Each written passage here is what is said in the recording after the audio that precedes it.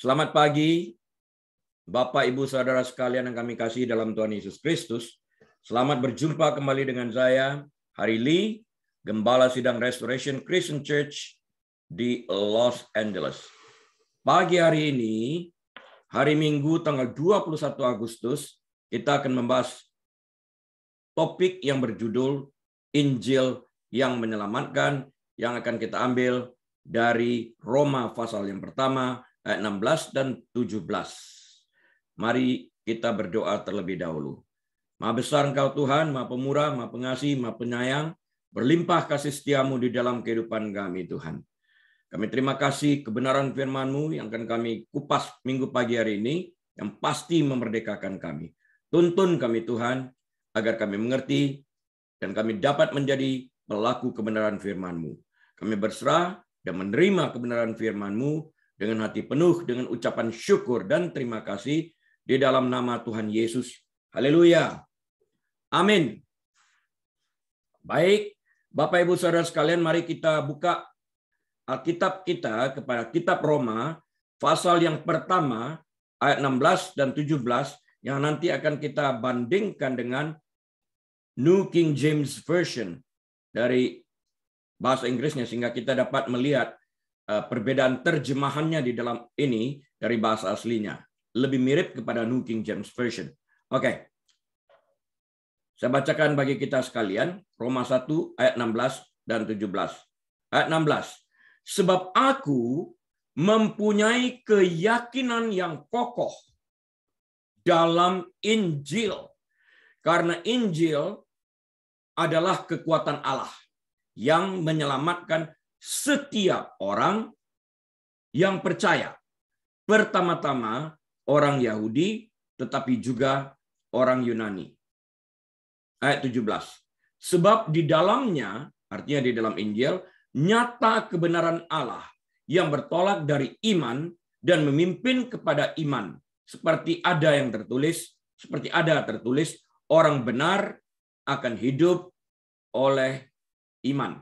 Nah sekarang, mari kita baca versi New King James Version, karena ada sedikit perbedaan dalam terjemahan ayat yang ke-16 dari Roma pasal yang pertama ini.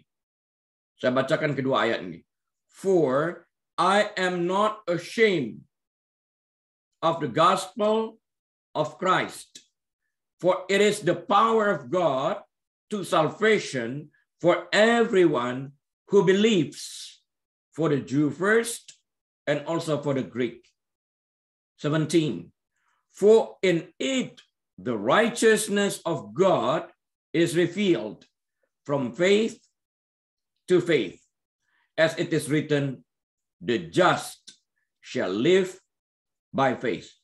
Nah, di sini Bapak Ibu Saudara sekalian kita lihat terjemahannya, for I am not ashamed of the gospel of Christ. Diterjemahkan dalam bahasa Indonesianya, sebab aku mempunyai keyakinan yang kokoh dalam Injil. Padahal kalau kita menerjemahkan dari dalam bahasa Inggrisnya, aku tidak malu akan Injil Kristus. Dalam bahasa Indonesia kita lihat, aku mempunyai keyakinan yang kokoh dalam Injil. Ada sedikit perbedaan dalam terjemahannya di dalam hal ini. Nah, kalau kita lanjutkan baca di dalam 2 Korintus pasal yang keempat, ayat yang ketiga, dan ayat yang keempat, kita akan membaca sebagai berikut. Jika Injil yang dimaksud adalah the gospel of Christ, yang kami beritakan masih tertutup juga, maka ia tertutup untuk mereka yang akan binasa. Yaitu orang-orang yang tidak percaya, yang pikirannya telah dibutakan oleh ilah zaman ini, sehingga mereka tidak melihat cahaya Injil tentang kemuliaan Kristus yang adalah gambaran Allah. Nah, tentang 2 Korintus ini mungkin secara detail atas izin Tuhan akan saya kupas dalam 2 minggu dari sekarang. Oke, kita akan bahas terlebih dahulu, for I am not ashamed of the gospel of Christ. Jika diterjemahkan ke dalam bahasa Indonesianya, akan berbunyi, karena aku tidak malu akan Injil Kristus. Ini adalah sebuah statement. Ini adalah sebuah pernyataan yang dikeluarkan oleh Rasul Paulus. Pernyataan dapat dikeluarkan oleh Rasul Paulus ini berdasarkan pengalaman pribadinya, karena dia adalah seorang ahli Torah, seorang ahli dalam perjanjian lama di dalam hal ini. Ahli dia. Tapi dia tidak mengerti dan baru diubahkan cara dia berpikir pada saat dia memandang perjanjian lama yang merupakan bayang-bayangan dari apa yang akan terjadi dalam perjanjian baru dari sisi kacamata Yesus Kristus. Di dalam hal ini, dan hal ini terjadi pada saat perjumpaannya dengan Kristus yang telah dibangkitkan itu pada saat ia menuju Damaskus untuk mencari orang-orang percaya, untuk disiksa, dan kalau perlu dipenjarakan. Stefanus sempat dirajam, mati dengan lemparan batu. Nah, statement ini dikeluarkan hasil dari perjumpaan dia dengan Yesus Kristus ini. I am not ashamed of the gospel of Christ. Kenapa Rasul Paulus mengatakan bahwa ia tidak malu akan Injil Kristus, dan mengapa ia memiliki keyakinan yang begitu kokoh dalam Injil? Kenapa? Hal ini hanya dapat dimungkinkan melalui pengalaman pribadinya dengan Tuhan yang telah menyelamatkannya melalui perjumpaannya dengan Kristus yang telah dibangkitkan secara pribadi dalam perjalanannya ke Damaskus. Dia encounter Tuhan yang telah bangkit ini. Perjalanannya ke Damaskus bukan untuk tujuan penginjilan pada saat itu, tetapi Rasul Paulus sedang membawa surat yang memberikannya kewenangan atau kuasa untuk menangkap orang-orang Kristen pada saat itu, supaya surat ini diperolehnya dari imam besar pada saat itu. Dan tujuannya adalah untuk memenjarakan, menyiksa, kalau perlu membunuh orang-orang ini. Namun Tuhan memiliki rencana lain dalam kehidupan Saulus dari Tarsus ini, Saul of Tarsus. Tuhan menghentikan niat Saul atau Saulus pada saat itu. Saulus bertobat dan berbalik arah 180 derajat dari menangkap orang-orang Kristen dengan tujuan untuk menyiksa dan memenjarakan mereka, dan kalau perlu membunuh mereka, menjadi memberitakan Injil untuk menjadikan orang-orang di luar Kristus menjadi pengikut Kristus. Ada buah dari pertobatannya ini. Jelas kita lihat. Dan dia juga orang yang sama mengatakan, hidup yang kuhidupi bukannya aku lagi, tapi Kristus yang hidup di dalam kehidupanku, dan hidup yang kuhidupi di dalam dagingku pada saat ini adalah karena hidup beriman kepada anak manusia itu, yaitu kepada Yesus Kristus. Luar biasa. Dia kokoh. Dia tidak malu akan pemberitaan Injil ini. Dia tidak malu mengakui akan hal ini. Saulus menghasilkan buah yang sesuai dengan pertobatannya. Berdasarkan pengalaman pribadinya, melalui perjumpaannya dengan Kristus yang telah dibangkitkan ini, Paulus secara tegas dengan kepribadian yang tidak tergoyahkan berani berkata, aku tidak malu akan Injil Kristus. Dan aku mempunyai keyakinan yang kokoh dalam Injil. Dari mana dia tahu keyakinan yang kokoh? Karena pengalamannya dalam perjanjian lama sebagai ahli Torah, dan sekarang setelah perjumpaan dengan Kristus, dia melihat sebuah perbedaan dalam pengertiannya tentang kebenaran firman Tuhan. Rasul Paulus ini pada awal pertobatannya langsung dibimbing oleh Roh Kudus, oleh Tuhan sendiri. Setelah pertemuannya, dia buta, matanya dicelikkan melalui penumpangan tangan oleh Ananias, dan kemudian dia menyingkirkan dirinya ke Saudi Arabia selama 3 tahun di bawah pimpinan Roh Kudus yang belajar kebenaran firman Tuhan. Artinya dia melihat Torah bukan lagi secara Saulus, secara pribadi mengenal Torah, tapi dia melihat Torah tersebut dari kacamata Kristus. Luar biasa. Tulisan-tulisannya berat, tulisan-tulisannya dalam, tulisan-tulisannya detail, seorang yang mengerti kebenaran firman Tuhan. Dia menerjemahkan perjanjian lama dari sisi pandangan perjanjian baru, yaitu dari kacamata Kristus. Berdasarkan keyakinan ini, Paulus berkehendak pergi ke Roma untuk memberitakan Injil Kristus seperti yang tertulis dalam Roma 1 ayat yang ke-15. Dalam ayat 15 dari Roma 1 ini dikatakan, itulah sebabnya Aku ingin untuk memberitakan Injil kepada kamu juga yang diam di Roma. So, as much as is in me, I am ready to preach the gospel to you who are in Rome also. Ini adalah efek daripada pernyataan, aku tidak malu. Sekarang dia berkeinginan karena nggak malu, keyakinannya kokoh, dia pengen juga pergi ke Roma. Dia pergi ke Roma untuk menginjilkan, untuk memberitakan firman Tuhan. Dia datang sebagai tawanan atas izin Tuhan, dipenjarakan, menulis kitab Roma dan sebagainya ini. Paulus secara jelas menuliskan bahwa Injil yang dimaksudkannya adalah Injil Kristus, the gospel of Christ. Ini penting. The gospel of Christ. Kita nggak boleh mengisi atau mengganti nama the gospel of Christ menjadi the gospel of something else. Nggak bisa. Ini tertulis di dalam Roma 1:16, jelas. The gospel of Christ dalam New King James Version. Kita hanya mengenal dengan demikian satu Injil, yaitu Injil Kristus yang memiliki kekuatan dan kuasa untuk menyelamatkan. Dikatakan di dalam Alkitab tadi. Menyelamatkan dari apa? Menyelamatkan dari kematian kekal dalam lautan api sebagai upah dosa yang harus dibayar.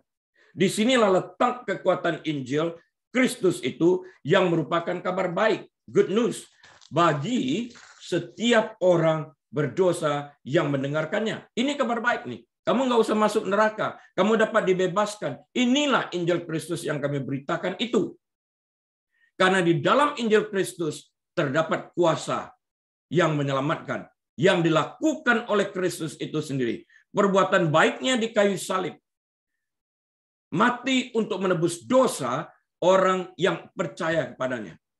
Jadi Injil yang membawa harapan dan memiliki kuasa untuk merubah takdir, untuk merubah destiny dari neraka ke surga dengan jalan menerima Yesus sebagai Tuhan dan Juru Selamat kita secara pribadi.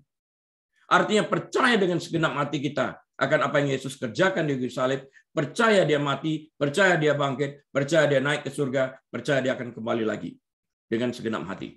Dengan demikian, Yesus yang kepadanya hati kita percaya akan membayarkan upah dosa kita. Dia mati bagi kita agar kita dapat hidup selamanya dalam kekekalan di surga. Tidak ada Injil lain selain Injil Kristus, the gospel of Christ, yang memiliki kekuatan untuk menyelamatkan. Itulah kabar baik. Itulah inti Injil.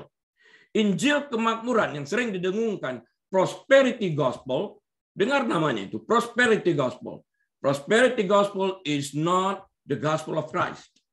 Bukanlah Injil yang dimaksudkan oleh Rasul Paulus. Karena Rasul Paulus dalam Roma 1:16 menyebutkannya sebagai the gospel of Christ yang memiliki kuasa untuk menyelamatkan orang. Jika harta duniawi seperti yang didengungkan oleh prosperity gospel ini, kekayaan dapat menyelamatkan jiwa manusia, maka sia-sialah kematian Kristus di kayu salib. Karena kedatangan Kristus memiliki tujuan yang sangat jelas, yaitu mati untuk membayar upah dosa orang yang percaya kepadanya, agar mereka yang percaya kepadanya tidak binasa, melainkan beroleh hidup yang kekal. Yohanes 3:16 jelas di dalam hal ini. Karena Roma 1:16 secara tegas mengatakan the gospel of Christ, maka segala Injil lain yang bukanlah Injil Kristus tidak memiliki kuasa untuk menyelamatkan orang, karena memang bukan Injil Kristus. Ini adalah sebuah bentuk manipulasi, adalah sebuah penyesatan yang diiming-imingkan oleh segelintir orang yang menamakan diri hamba Tuhan, pendeta atau dan sebagainya ini. Apapun keadaanmu pada saat bertobat, kaya atau miskin, sakit atau sehat, tidak ada masalah. Yang penting adalah engkau percaya dengan segenap hatimu kepada Yesus Kristus. Karena Kristus datang untuk menyelamatkan orang berdosa yang percaya kepadanya. Jadi yang menentukan hati yang percaya. Bukan kekayaan, bukan kesehatan. Jadi yang menyelamatkan itu adalah iman. Dan bukanlah hal-hal lain seperti status sosial seseorang dalam masyarakat. Ingat seorang penjahat dari dua penjahat yang tergantung bersama dengan Yesus di kayu salib. Posisinya dalam keadaan tersalib. Posisinya dalam keadaan menderita juga. Tidak ada kesempatan untuk berbuat sesuatu yang lain. Tapi hatinya percaya. Yesus, ingat akan aku jika engkau datang sebagai Raja. Verily, verily, I say unto you, today you will be with me in paradise. Sesungguhnya aku berkata kepadamu, hari ini engkau akan ada bersama dengan aku di Firdaus. Luar biasa. Iman yang menyelamatkan Bapak, Ibu, Saudara sekalian. Jadi yang menyelamatkan itu adalah iman dan bukan hal-hal lain seperti status sosial seseorang dalam masyarakat. Dia kaya, dia miskin, dia gagah, dia jelek, dia cantik, dia buruk, apa saja. Tidak peduli. Yang memegang peranan penting itu adalah iman. Kita tidak mengambil bagian dalam hal keselamatan ini. Selain hanya beriman kepadanya. Tidak ada perbuatan baik kita yang dapat menyelamatkan kita. Alkitab mengatakan kekudusan kita tidak lebih daripada secarik kain kotor. Like a filthy rags, kata Alkitab dari New King James Version. Keselamatan adalah anugerah Allah kepada kita. Jadi kita diselamatkan karena iman, yaitu karena iman kita pribadi lepas pribadi, dan bukan karena perbuatan baik kita. Roma 5 ayat 21. Roman chapter 5 verse 21 mengatakan supaya sama seperti dosa berkuasa dalam alam maut, karena upah dosa adalah maut, demikian kasih karunia, grace, akan berkuasa oleh kebenaran untuk hidup yang kekal oleh Yesus Kristus Tuhan kita. Grace di dalam kebenaran firman Tuhan. Jesus is truth, kata Alkitab. Grace bekerja di dalam Kristus ini yang menyelamatkan orang, menanggung, membayarkan upah dosa tersebut sehingga selesai.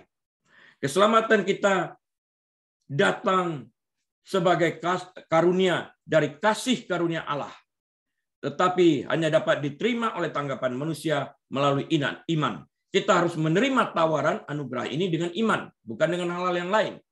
Untuk mengerti, perhatikan ini baik-baik, untuk mengerti proses keselamatan, kita harus mengerti kedua kata yang akan kita pelajari bersama-sama ini. Apa kedua kata itu? Satu, iman, dan yang kedua, kasih karunia. Faith and grace. Kasih karunia, grace, iman, faith di dalam hal ini. Nah, kita berbicara tentang iman yang menyelamatkan.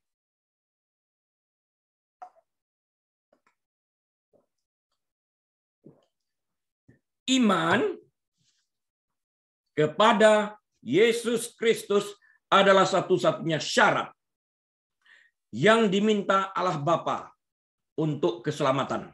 Percaya kepada anaknya, katanya. Beriman kepada anaknya. Beriman kepada Yesus Kristus.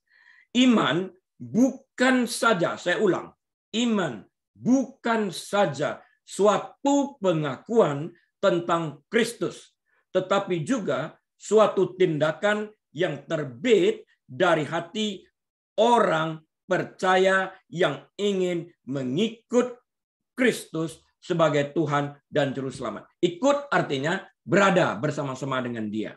Sehingga di mana Dia berada, di situ kita berada. Yesus sendiri mengatakan, "Where I am, there shall you also be." Di mana aku berada, di situ pun engkau harus berada. Itu hanya mungkin terjadi kalau kita secara aktif mengikuti Dia. Sehingga pada waktu kita mengembuskan nafas yang terakhir, kita tetap beriman. Dan kita akan bangkit, membuka mata kita di surga. Karena tanpa iman, tidak mungkin orang berkenan kepada Allah. Kata Ibrani pasal 11 ayat yang ke-6. Jadi bagaimana kita berkenan kepada Allah seperti Henokh dan Elia berkenan kepada Allah? Iman. Karena Henokh berkenan di hadapan Allah. Allah mengangkat dia. Rapture. Demikian juga Elia. Nah, pengertian perjanjian baru tentang iman meliputi 4 unsur. Ada 4 unsur yang dibicarakan tentang iman dalam perjanjian baru.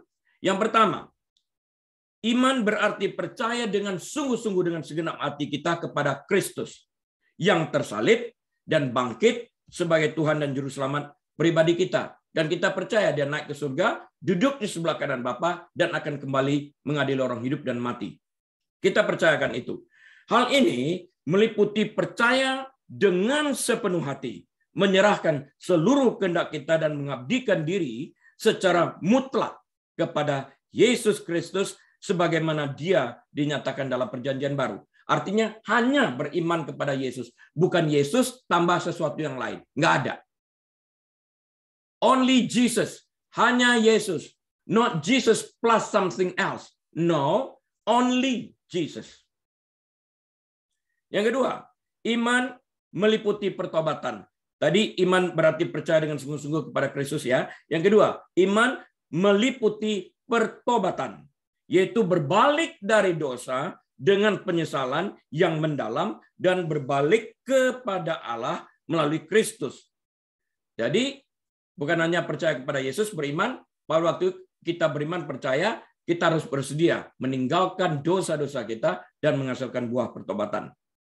Iman yang menyelamatkan selalu merupakan iman yang membawa pertobatan. Jenis iman seperti ini adalah iman yang menghasilkan buah pertobatan. Jadi kita penting melihat, apakah kita masih mencintai dosa yang selalu kita lakukan seperti sebelum bertobat, dan kita lanjutkan setelah kita mengaku kita percaya, maka ini bukanlah kepercayaan yang sungguh. Karena kepercayaan yang sungguh harus menghasilkan buah pertobatan. Yang ketiga, iman termasuk ketaatan kepada Yesus Kristus dan firman-Nya sebagai suatu cara hidup yang diilhamkan oleh Roh Kudus. Dilakukan oleh Roh Kudus yang menyempurnakan iman kita ini. Yesus melalui Roh-Nya Kudus menyempurnakan iman kita. Jadi dapat dikatakan seperti berikut. Iman termasuk ketaatan kepada Yesus Kristus dan firman-Nya sebagai suatu cara hidup yang diilhamkan oleh iman kita, oleh rasa syukur kita kepada Allah, dan oleh karya Roh Kudus yang membaharui hati dan pikiran kita. Itulah ketaatan yang bersumber dari iman. Oleh karena itu, iman dan ketaatan, saya ulang, iman dan ketaatan tidak bisa dipisahkan. Kita beriman, kita taat. Tapi tidak mungkin kita beriman kalau kita tidak pernah mendengarkan firman Kristus. Kita tidak pernah membaca firman. Karena Alkitab berkata iman timbul melalui pendengaran, pendengaran akan firman Kristus ini. Iman yang menyelamatkan tanpa penyerahan diri kepada pengudusan tidak mungkin terjadi, sebab tanpa kekudusan tidak seorang pun akan melihat Tuhan. Tertulis dalam surat Ibrani pasal yang ke-12, ayat yang ke-14. Dan tanpa penyerahan diri dan hidup dalam ketaatan akan firman-Nya, buah pertobatan tidak akan mungkin dihasilkan. Buah pertobatan dengan perkataannya mungkin dihasilkan jika kita taat kepada perintah Tuhan melalui firman-Nya. Bertobat dan hasilkan buah pertobatan. Kata firman. Apakah kita mau melakukan ini? Ada pada kita. Dengan demikian pertobatan tanpa buah pertobatan harus dipertanyakan. Seseorang mengatakan dia bertobat, tapi melanjutkan dosa sebelum pertobatan ke dalam masa yang menurut pengakuannya ia sudah bertobat, tapi melangsungkan mengerjakan dosa yang sama, dosa yang tidak bermoral misalnya, pertobatan seperti itu patut dan wajib dipertanyakan. Yang keempat, iman meliputi pengabdian pribadi yang sepenuh hati dan ikatan kepada Kristus Yesus yang terungkap dalam kepercayaan, kasih, rasa syukur, dan kesetiaan. Iman dalam pengertian akhir tidak dapat dipisahkan dari kasih. Tidak bisa. Dalam secara keseluruhannya, iman itu tidak dapat dipisahkan dari kasih. Iman dan ketaatan juga tidak dapat dipisahkan dari kasih. Di dalam hal ini. Iman dalam pengertiannya sekali lagi tidak dapat dipisahkan dari kasih. Iman menjadi suatu tindakan pribadi dari pengorbanan dan penyerahan diri yang diarahkan kepada Yesus Kristus. Dan sudah barang tentu pengorbanan dan penyerahan diri hanya dapat terjadi jika didasari oleh kasih. Ini penting. Kalau tidak, ego kita, selfishness kita akan bekerja lebih baik. Kita memberikan saran, tapi kita enggan melakukan saran yang kita berikan tersebut.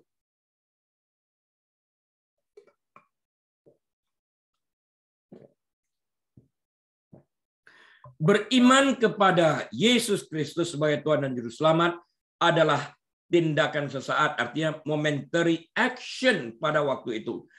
Namun juga bersikap berkesinambungan yang harus bertumbuh dan dikuatkan berdasarkan Yohanes 1 ayat 12 di dalam hal ini. Jadi waktu kita diconvince, diyakinkan oleh Roh Kudus pada saat itu, momentary action, sesaat itu, detik itu, kita mengambil keputusan atas dorongan Roh Kudus, menerima Yesus sebagai Tuhan dan Juru Selamat kita. Namun itu tidak berhenti di sana, itu berkesinambungan, berkelanjutan. Kita meneruskan iman yang dimulai pada titik awal tadi, sampai pada saat kita berjumpa dengan Tuhan and beyond, dan di dalam kekekalan. Karena kita beriman kepada Yesus yang mati bagi kita, iman kita harus menjadi lebih besar. Dengan berjalannya waktu, karena kita terus-menerus membaca firman Tuhan, iman timbul melalui pendengaran. Pendengaran akan firman Kristus. Semakin banyak kita membaca firman Tuhan, semakin bertumbuh iman ini. Kepercayaan dan ketaatan berkembang menjadi kesetiaan dan pengabdian.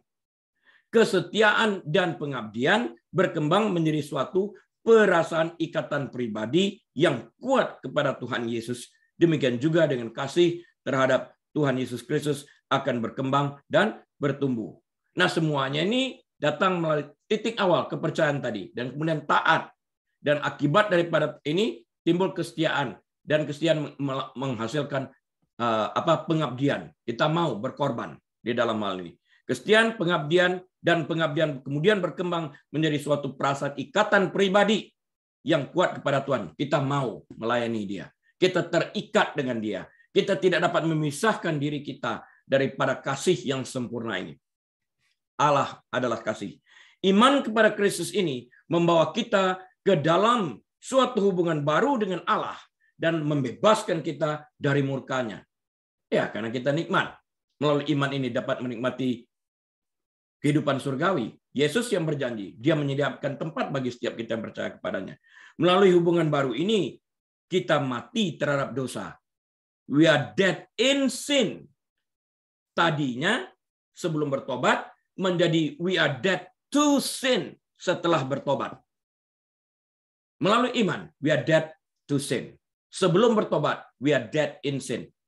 Dalam bahasa Indonesianya, sebelum bertobat, kita mati di dalam dosa, in sin. Setelah bertobat, kita mati terhadap dosa, to sin.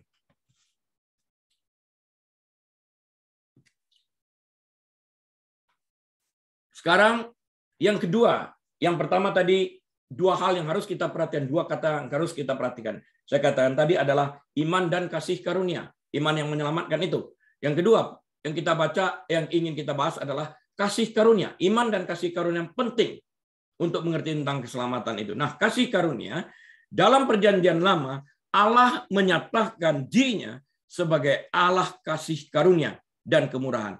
Dalam Perjanjian Lama, Dia menampilkan dirinya, menyatakan dirinya sebagai the God of grace and mercy. Dalam Perjanjian Lama ini dibicarakan terus, God of grace and mercy, yang menunjukkan kasihnya kepada umatnya bukan karena mereka layak, tetapi karena keinginan Tuhan itu sendiri untuk tinggal setia kepada perjanjian-perjanjiannya yang dibuatnya dengan Abraham, Ishak, dan Yakub. Tertulis dalam Keluaran 6 ayat yang ke-8. Penulis Perjanjian Baru melanjutkan tema ini. Kasih karunia adalah kehadiran dan kasih Allah melalui Kristus Yesus yang diberikan kepada orang percaya oleh Roh Kudus, sambil memberikan kemurahan, pengampunan, dan keinginan serta kuasa untuk melakukan kehendak Allah. Dorongan daripada Roh Kudus ini agar kita dapat melakukan segala sesuatu sesuai dengan pernyataan firman Tuhan yang kita baca. Seluruh kegiatan kehidupan Kristen dari awal sampai akhir, sampai kita berjumpa dengan Tuhan itu, tergantung kepada kasih karunia ini, tergantung kepada grace ini. Allah mengaruniakan kasih karunia. Artinya Allah mengaruniakan grace yang diperlukan. 1 Korintus 1 ayat yang keempat. Kepada siapa? Kepada orang percaya dan kepada orang yang tidak percaya. Dua-duanya kasih karunia yang diberikan. Nah, yang pertama, Allah mengaruniakan grace yang diperlukan kepada orang yang tidak percaya supaya mereka dapat percaya kepada Tuhan Yesus Kristus berdasarkan anugerah ini, kasih karunia ini yang dianugerahkan supaya mereka percaya. Namun Allah juga memberikan kasih karunia atau grace ini kepada orang yang sudah percaya supaya mereka dimerdekakan dari dosa. Jadi digerakkan dulu supaya percaya melalui kasih karunia, dan melalui kasih karunia ini kita dibebaskan dari dosa karena Allah membayarkan hutang dosa kita di dalam Yesus Kristus. Untuk mengerjakan di dalam kamu baik kemauan maupun pekerjaan menurut kerelaannya. Itu bekerja. Kasih karunia ini bekerja menurut kerelaan Tuhan sehingga kita mengerti dan kita berkomunikasi dengan Roh Kudus itu, mengerti kehendak Tuhan dan taat dalam melakukannya. Agar kita sesuai dengan pimpinan Roh itu bukan hanya melakukan firman Tuhan yang terlihat, namun di balik itu yang tidak terlihat, hidup dalam kekudusan, berdoa, berpuasa, tidak perlu terlihat oleh orang lain. Kita lakukan agar kita dapat bertumbuh dalam Kristus dan bersaksi bagi Kristus itu. Ini kasih karunia, ini anugerah yang diberikan kepada kita. Grace makes it possible. Kasih karunia Allah harus diinginkan. Harus diinginkan. Kita harus mau. Dan dicari dengan sungguh-sungguh. Ibrani 4 ayat 16 berkata demikian. Kita harus mau. Berbagai cara yang melaluinya kasih karunia Allah ini diterima adalah dengan jalan bagaimana cara kita mendapatkan kasih karunia ini. Bagaimana kita menginginkannya. Dan sudah barang tentu kita harus mempelajari dan menaati Alkitab. Baca Alkitab setiap hari. Mendengarkan pemberitaan Injil, berdoa, berpuasa, menyembah Kristus, senantiasa dipenuhi dengan Roh Kudus, dan ikut serta dalam perjamuan kudus. Melalui perjamuan kudus, apa yang terjadi? Kita merefleksikan keselamatan yang kita terima melalui pengorbanan Kristus di kayu salib, di mana keselamatan ini dianugerahkan kepada kita berdasarkan kasih karunia. Jadi Kristus sendiri di dalam setiap kali kita perjamuan kudus, do this in remembrance of me. Ada perkataan demikian. Saat kita melakukan, ingat itu. Artinya Tuhan mau kita merefleksikan bahwa yang kita terima ini, keselamatan, adalah hasil anugerah Tuhan di dalam kasih karunia-Nya. In grace, we receive our salvation. Di dalam hal ini. Jadi setiap kali kita mengenangkan kematian Kristus melalui perjamuan kudus ini, pada hari biasa pun, kita akan bertumbuh di dalam kasih karunia ini. Kasih karunia ini dengan demikian bukan hanya dapat bertumbuh, tapi juga dapat dimatikan, dapat ditentang, dapat dilawan. Dapat diterima juga dengan sia-sia, dapat dipadamkan, dapat ditolak, dan dapat ditinggalkan oleh orang yang percaya. Aku tidak mau lagi, katanya. Hati-hati jangan sampai terjadi seperti itu. Karena itu penting kita merenungkan firman Tuhan agar kita tidak keluar dari jalur kebenaran. Jika kita menentang kasih karunia yang dianugerahkan kepada kita dalam bentuk keselamatan jiwa kita dengan jalan menutup pintu hati kita terhadap Injil Kristus, maka ia, yaitu Injil Kristus, tertutup untuk mereka yang akan binasa. Tadi kita baca dalam 2 Korintus 4 ayat 3-4. Yaitu orang-orang yang tidak percaya, yang pikirannya telah dibutakan oleh ilah zaman ini, sehingga mereka tidak melihat cahaya Injil tentang kemuliaan Kristus yang adalah gambaran Allah, seperti yang tertulis dalam 2 Korintus 4 ayat 3 dan 4. Alkitab mengatakan kepada orang tidak percaya juga dianugerahkan grace, kasih karunia, diketuk pintu hatinya, diberi penjelasan tentang Alkitab, diberi penjelasan mengapa itu penting. Tapi mereka menolak. Tertutup, kebenaran ini tertutup. Sehingga firman itu jatuh di tanah yang berbatu-batu. Menurut kitab Injil Matius. Segera dicuri oleh burung-burung. Yaitu oleh iblis. Mereka tidak membuka diri mereka sekalipun Roh Kudus sudah berbicara, Alkitab mengatakan jika itu masih tertutup, ia akan tertutup untuk orang yang binasa. Jadi bukan salahnya Tuhan di dalam hal ini. Apa artinya tidak malu akan Injil? Roma 1 ayat 16 ini. Dalam Roma 1, Paulus berbicara kepada orang-orang percaya bukan Yahudi di Roma dan memulai dengan menjelaskan misinya, yaitu memberitakan Injil kepada semua orang. Ia mengakhiri penjelasannya dengan mengatakan, "For I am not ashamed of the gospel of Christ, for it is the power of God to salvation for everyone who believes, for the Jew first and also for the Greek.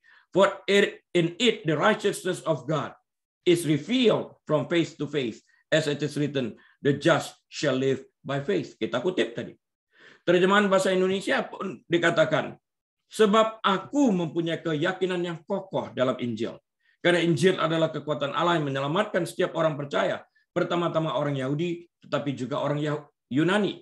Kita termasuk bukan orang Yahudi di dalam hal ini, Gentiles. Sebab di dalamnya nyata kebenaran Allah yang bertolak dari iman dan memimpin kepada iman, seperti ada tertulis, orang benar akan hidup oleh iman. Kita harus beriman terus sampai kepada kesudahannya dan dilanjutkan saat kita berada di surga. Kata yang diterjemahkan di dalam perkataan malu, I'm not ashamed, ashamed di sana, perkataan malu, ashamed, arti sesungguhnya berarti dipermalukan, disgrace dalam bahasa Inggrisnya, atau dipermalukan secara pribadi.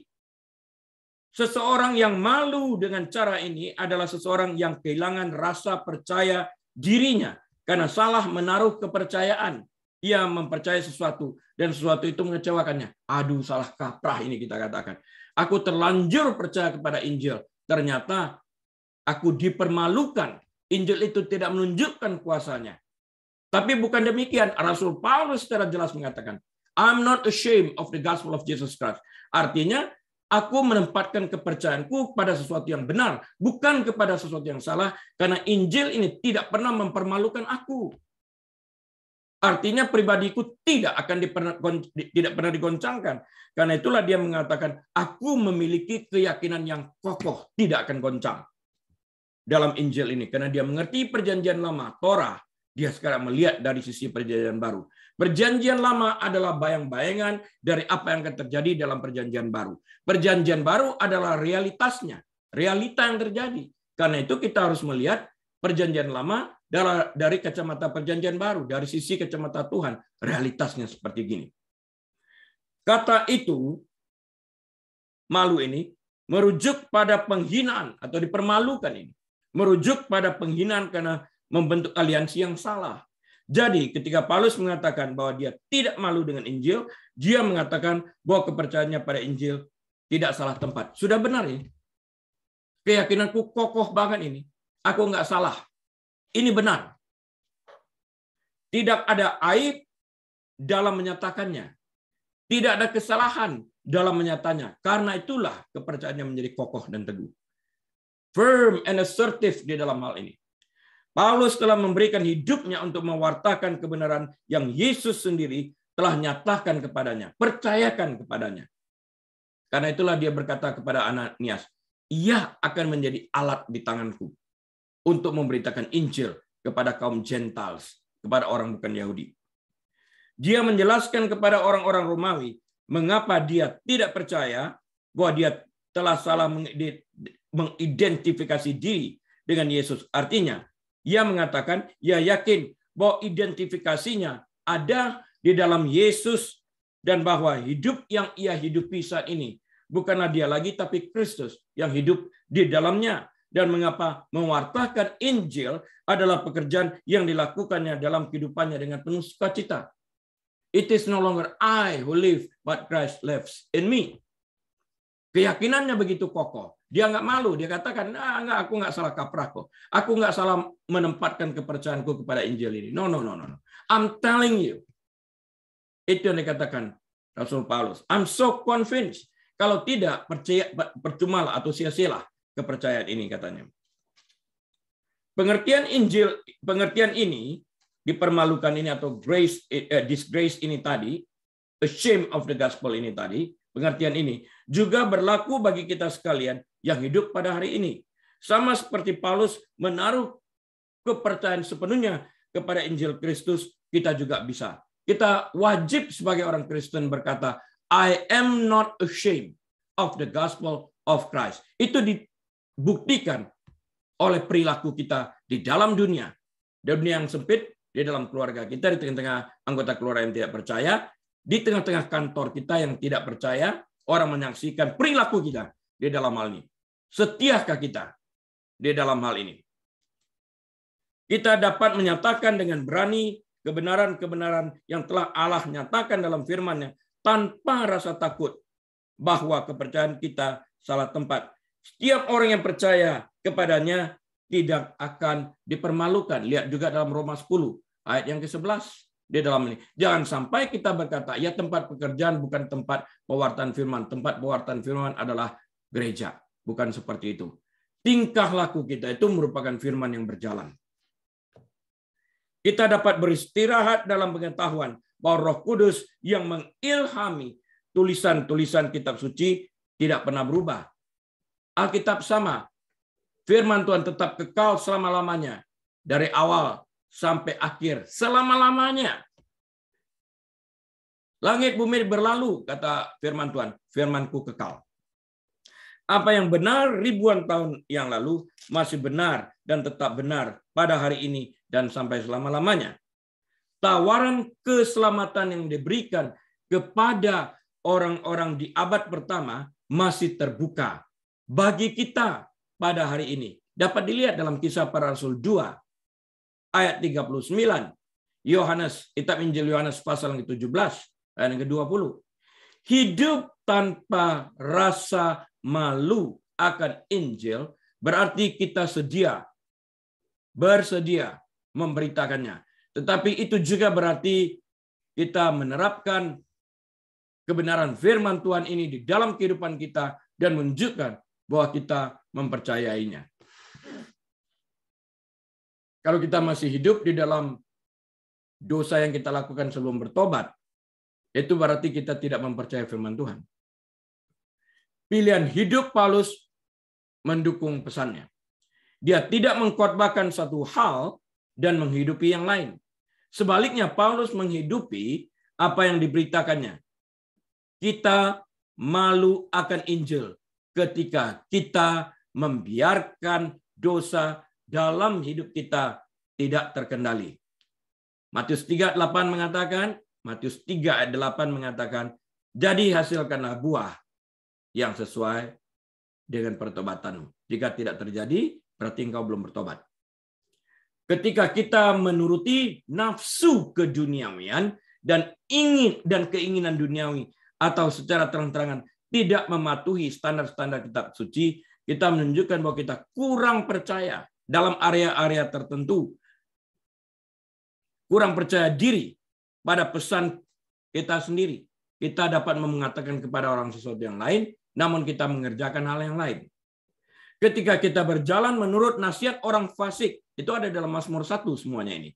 Ketika kita berjalan menurut nasihat orang fasik, berdiri di jalan orang berdosa, dan duduk dalam kumpulan pencemooh, hal ini berarti kita sebenarnya malu akan Injil, karena kita tidak berani tampil dan hidup berbeda dengan standar dunia. Beranikah kita tampil beda? Kita tidak membiarkan kebenaran firman menembus hidup kita sehingga orang lain dapat melihat kekuatannya yang dapat merubah hidup kita. Izinkanlah kebenaran firman Tuhan itu berkarya di dalam kehidupan kita, menembus hati kita sehingga perubahan dalam buah pertobatan yang nyata dapat dilihat orang lain.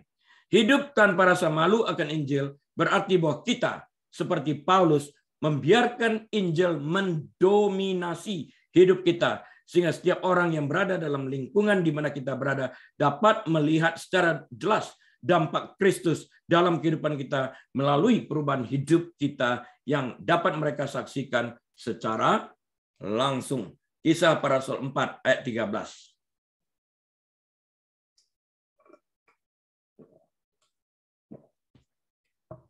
Pada awalnya kita berbicara tentang the gospel of Christ atau Injil Yesus Kristus ini. Apa pesan inti Injil sehingga dapat mengatakan ada dia mengandung kekuatan, kuasa untuk membuat orang bertobat. Apa sih pesan inti dari Injil Kristus ini? Kata Injil sendiri berarti kabar baik, good news, yang merupakan pesan pengampunan dosa melalui karya penebusan Yesus Kristus. Itu yang harus kita mengertikan. Kabar baik dalam hal apa? Adanya pengampunan dosa dalam Yesus Kristus. Sedangkan Injil kemakmuran, prosperity gospel, tidak menawarkan ini. Dia menawarkan kekayaan dan menyalahkan Anda jika kekayaan Anda tidak bertambah. Ini penyesatan. Ini pada dasarnya adalah rencana penyelamatan Allah bagi mereka yang akan percaya kepada Putra Ilahinya untuk diperdamaikan dengan Allah Bapa yang adil dan kudus. Isi penting dari pesan penyelamatan ini dengan jelas diuraikan bagi kita sekalian percaya kepadanya di dalam Alkitab. Dalam surat pertama Rasul Paulus kepada jemaat di Korintus, ia memaparkan isi pesan Injil yang krusial, yang penting. Seperti yang tertulis dalam 1 Korintus pasal yang ke-15, ayat 1 sampai dengan 4. 1 Korintus 15, ayat 1 sampai 4. Tuliskan itu, ini penting. Saya baca bagi kita sekalian. Dan sekarang, saudara-saudara, aku mau mengingatkan kamu kepada Injil yang aku beritakan kepadamu dan yang kamu terima dan yang di dalamnya kamu berdiri teguh. Tadi dalam Roma 1 sudah dikatakan ya, Paulus berdiri teguh itu, kokoh.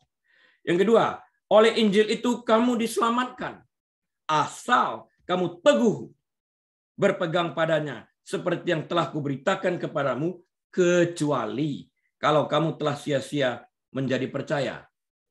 Tidak percaya sungguh-sungguh artinya. Yang ketiga, sebab yang sangat penting, garis bawahi, sangat penting telah kusampaikan kepadamu, yaitu apa yang telah kuterima sendiri, ialah bahwa Kristus telah mati karena dosa-dosa kita. Ini penting, ini Injil, kabar baik itu. Kristus mati bagi dosa-dosa kita sesuai dengan kitab suci. Ayat yang keempat, bahwa ia telah dikuburkan dan bahwa ia telah dibangkitkan dan pada hari yang ketiga sesuai dengan kitab suci. Ini kebenaran.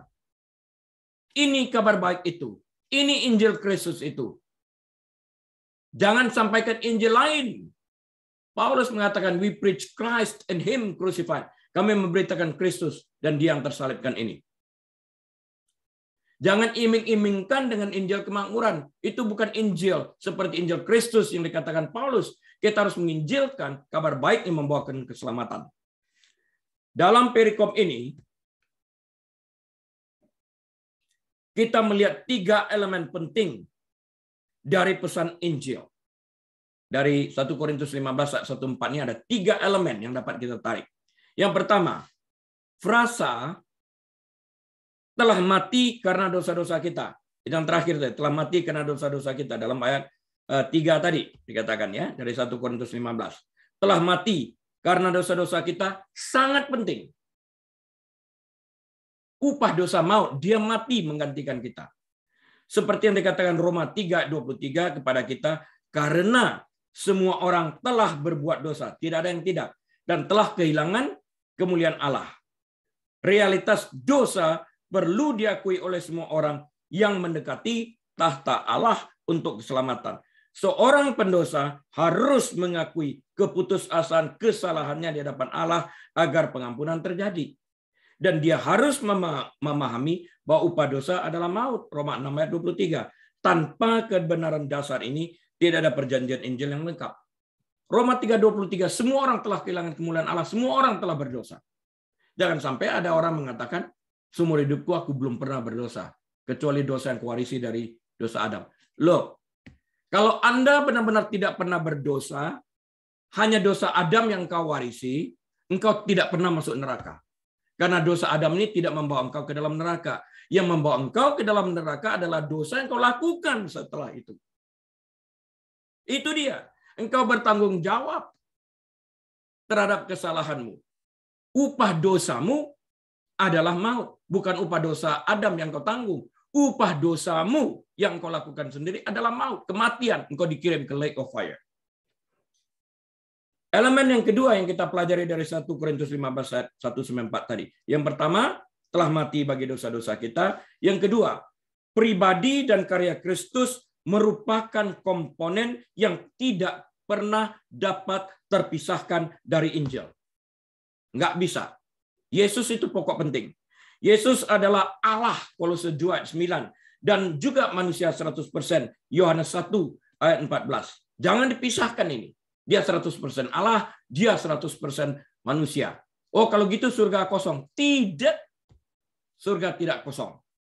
Yesus menjalani kehidupan tanpa dosa yang tidak akan pernah bisa kita jalani. Tidak ada. 1 Petrus 2 ayat 22.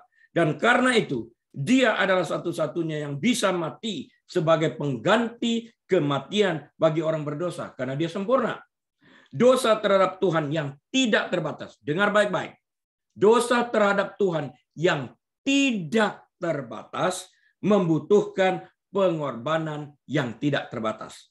Oleh karena itu, baik manusia ini terbatas, dosanya tidak terbatas. Harus membayar hukuman untuk waktu yang tidak terbatas ini, yaitu di neraka dalam kekekalan.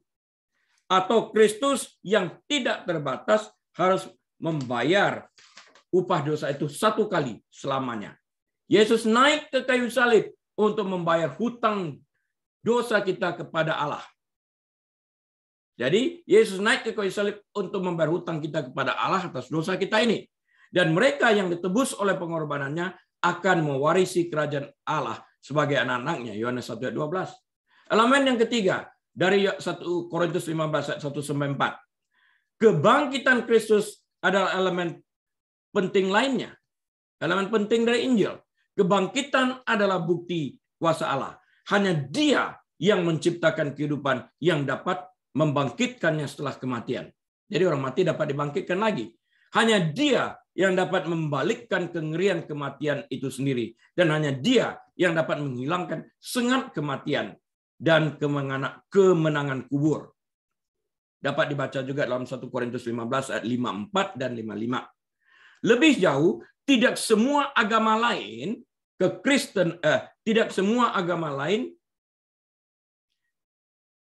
memiliki pendiri yang dapat melampaui kematian.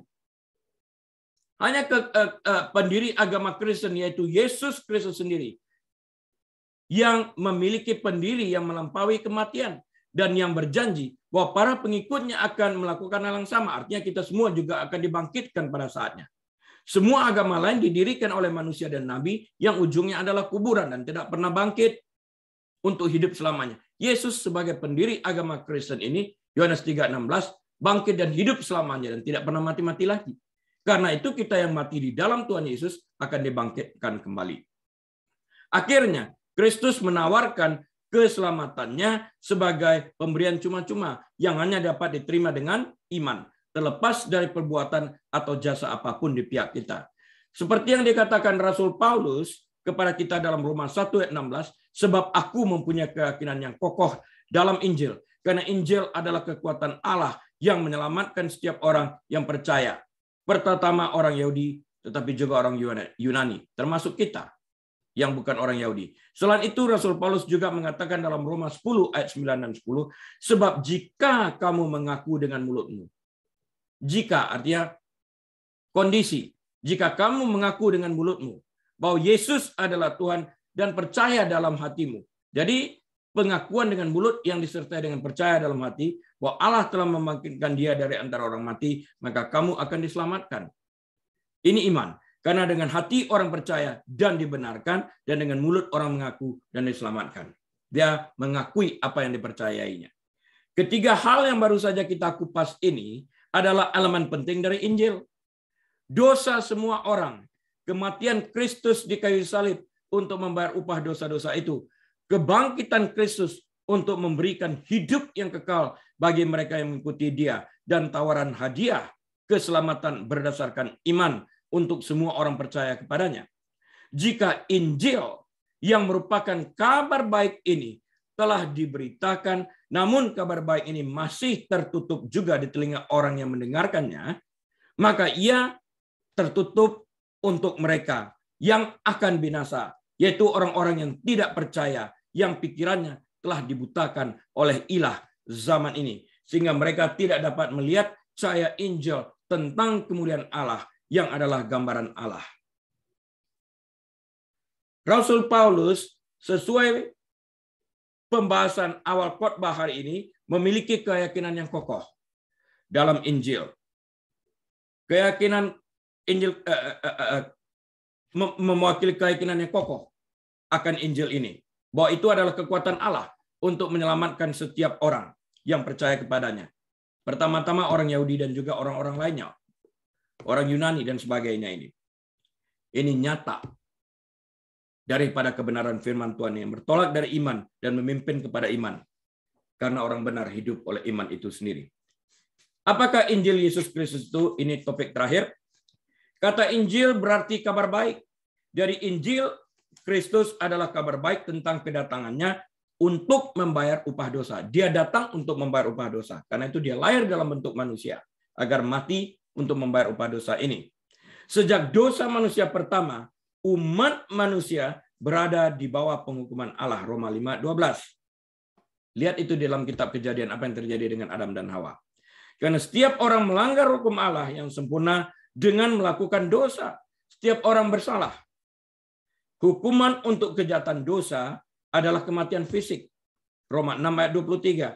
Dan kemudian kekekalan dihabiskan di tempat penghukuman, yaitu dalam lautan api. The lake of fire. Wahyu 20:15. Matius 25:46. Pemisahan kekal dari Allah ini juga disebut kematian kedua. Kematian kedua, the lake of fire, juga berarti selama-lamanya terpisah dari Allah. Wahyu 20:14 dan 15. Solusi terhadap kabar buruk ini, bahwa semua orang berdosa layak dihukum oleh Allah dengan mencampakkan mereka ke dalam kekekalan lautan api, diselesaikan oleh Injil yang adalah kabar baik, yang memiliki kuasa untuk menyelamatkan orang-orang berdosa ini dengan menampilkan satu pribadi yang bernama Yesus Kristus, Tuhan dalam wujud manusia, untuk membayar upah dosa manusia berdosa yang percaya kepadanya, the believing sinner. Allah karena kasihnya kepada semua orang berdosa telah membuka jalan bagi manusia berdosa untuk diampuni dari dosa-dosa mereka. Yohanes 3:16. Pilihannya ada pada kita. Di mana kita akan menghabiskan kekekalan itu. Jadi, kita harus, untuk diselamatkan, kita harus memilih untuk percaya kepada anak tunggal Bapa, Yesus Kristus, dengan segenap hati kita. Tuhan mengutus anaknya, Yesus Kristus, untuk menanggung dosa manusia ke atas dirinya melalui kematiannya di kayu salib. Dengan menempatkan dosa kita pada Kristus yang menanggungnya, Allah memastikan bahwa semua orang yang percaya dalam nama Yesus akan diampuni. Karena dosanya ditanggung oleh Yesus Kristus, manusia yang berdosa diampuni. Dosanya ditanggung Kristus, dibayar di dalam kematiannya. Kebangkitan Yesus menjamin pembenaran semua orang percaya. Buktinya kita dibenarkan itu adalah Kristus bangkit.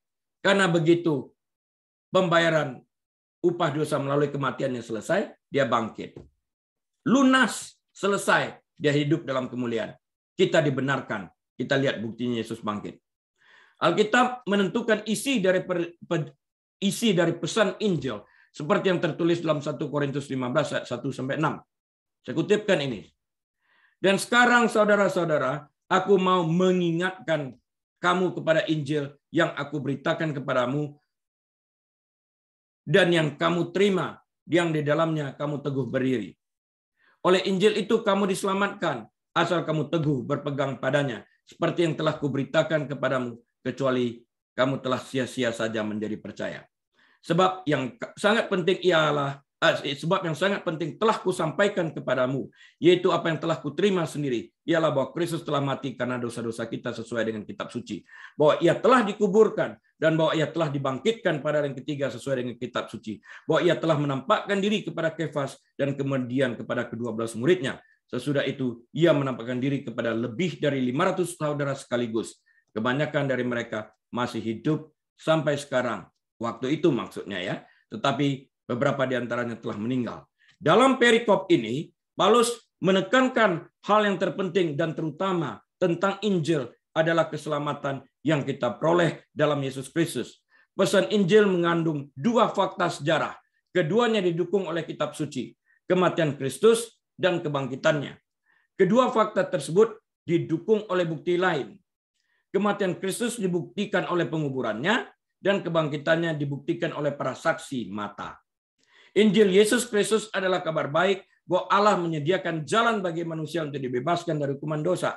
Setiap orang pasti mati secara fisik, tetapi mereka yang percaya kepada Yesus Kristus dijadikan kebangkitan fisik untuk hidup yang kekal. Mereka yang menolak Kristus tidak mati secara fisik, tetapi juga akan mengalami kematian kedua, bangkit dan kemudian dicampakkan ke dalam lautan api yang kekal. Artinya terpisah selamanya dari Allah yang digambarkan oleh Alkitab, dicampakkan ke dalam lautan api yang kekal, the lake of fire. Wahyu 20 ayat 13 dan 14. Yesus adalah satu-satunya yang di dalamnya keselamatan dapat ditemukan. Di luar Yesus tidak ada keselamatan, seperti yang dikatakan Kisah Para Rasul 4 ayat 12. Dan keselamatan tidak ada di dalam siapapun juga selain Dia, selain di dalam Dia. Sebab di bawah kolong langit ini tidak ada nama lain yang diberikan kepada manusia yang olehnya kita diselamatkan. Kesimpulannya, summary saya, closing statement saya seperti ini. Injil Yesus Kristus adalah kabar baik kepada Allah, bahwa Allah, saya ulang, Injil Yesus Kristus adalah kabar baik bahwa Allah menyelamatkan orang berdosa yang pernah didengar siapapun. Dan bagaimana orang memperlakukan kabar baik yang telah diterimanya akan menentukan di mana dia menghabiskan kekekalan. Terserah dia. Surga jika ia menerima Yesus sebagai Tuhan dan Juru Selamatnya, dan neraka jika ia menolak Yesus sebagai Tuhan dan Juru Selamatnya. Tuhan memanggil kita sekalian untuk memilih hidup. Tertulis dalam Ulangan 30 ayat 19 ayat 20. Pilihlah hidup, kata Tuhan. Sebab barang siapa berseru kepada nama Tuhan akan diselamatkan. Roma 10 ayat 13. Dengan demikian, Injil kemakmuran, prosperity gospel, bukanlah kabar baik yang dapat menyelamatkan orang berdosa, seperti yang tertulis dalam Roma 1 ayat 16-17. Karena itu kabarkanlah Injil Yesus Kristus dan bukan Injil kemakmuran. Amin. Tuhan Yesus memberkati. Mari kita berdoa. Maha besar Engkau Tuhan, Maha pemurah, Maha pengasih, Maha penyayang, berlimpah kasih setiamu. Terima kasih Tuhan, Hamba-Mu sudah berhenti berbicara, tapi Roh Kudus terus melanjutkan berkarya di dalam hati pribadi lepas pribadi yang mendengarkan firman ini, baik hari ini secara langsung maupun melalui YouTube. Mari Bapak Ibu Saudara sekalian yang dikasihi Tuhan, kita buka pintu hati kita dan kita angkat kedua tangan kita. Terimalah berkat Tuhan ini. Kiranya Bapa Surgawi sendiri menyinari wajahnya atas setiap daripada kita, memberkati kita di setiap jalan yang kita ambil, membaringkan kita di padang berumput hijau, menyediakan hidangan bagi kita, dan mengurapi kepala kita dengan minyak, sehingga piala kita penuh melimpah.